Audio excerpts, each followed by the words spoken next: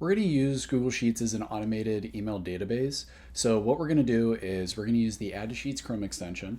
We're going to grab emails using the pattern match capability from a website.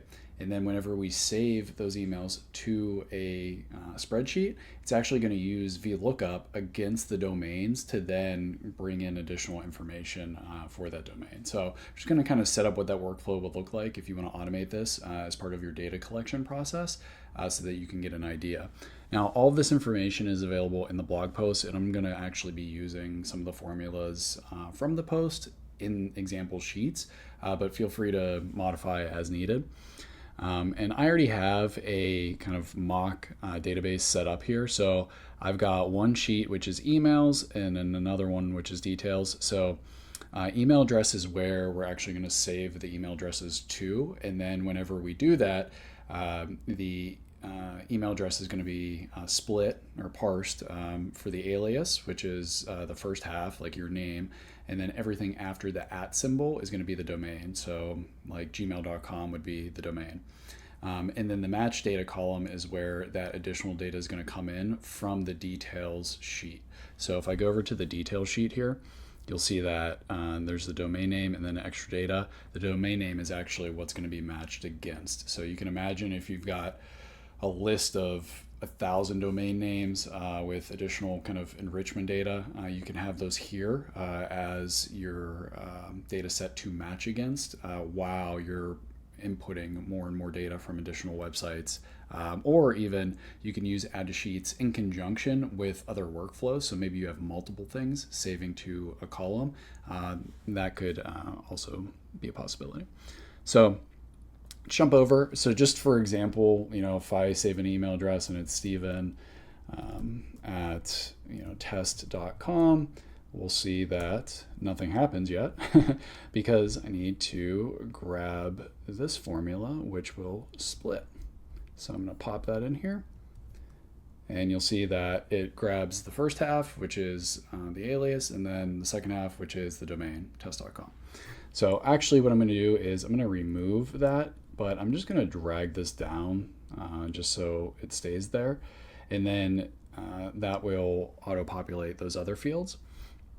Now for the match data here, I'm going to actually need a VLOOKUP formula to go into that other sheet and search against that group of rows and columns for the match. So I'm going to come in here and actually scroll down a bit.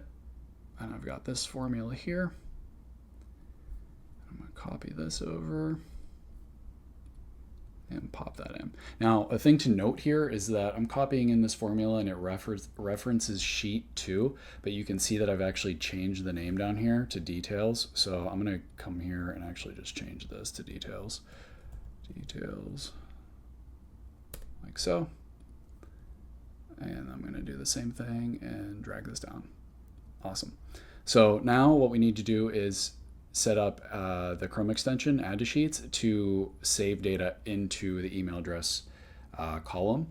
And then we can test out on an example page what it would look like. So let me actually, I'm just going to open up the extension here.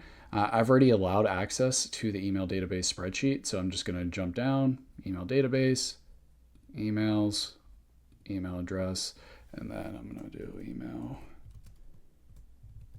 addresses just to signify that this is going to be multiple because we're saving all the matches from a site. So I'm going to do that. And now if I right click, look at the extension, it's there. So we're good to go. So it's in the Chrome extension, but we're actually not going to use it from the right click menu.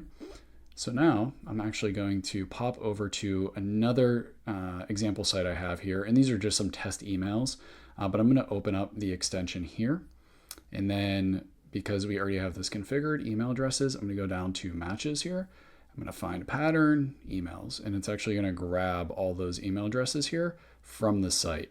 You'll actually see that I grabbed another one too, which is our email for addtosheets.com. But that will be, actually that's good because we'll see what that looks like. So now I just need to save that location. So I already configured it, email addresses. So email addresses here corresponds to now this column.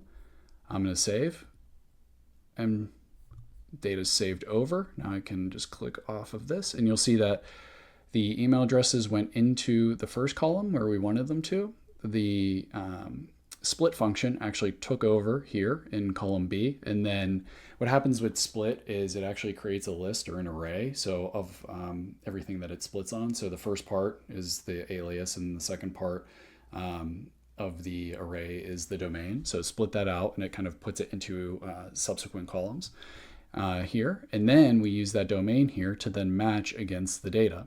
So we can see that it worked successfully. So the Gmail domain matched against Gmail data, Outlook, and Yahoo. And actually for add-to-sheets.com, where we didn't have reference data, nothing was found.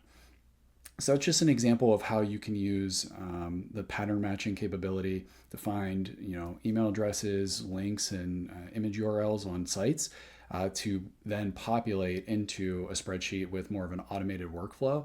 So instead of having to build all of that out, or actually even putting it all into the Add to Sheets extension, you can leverage everything that Google Sheets already has in your columns and workflows that you're probably already using today.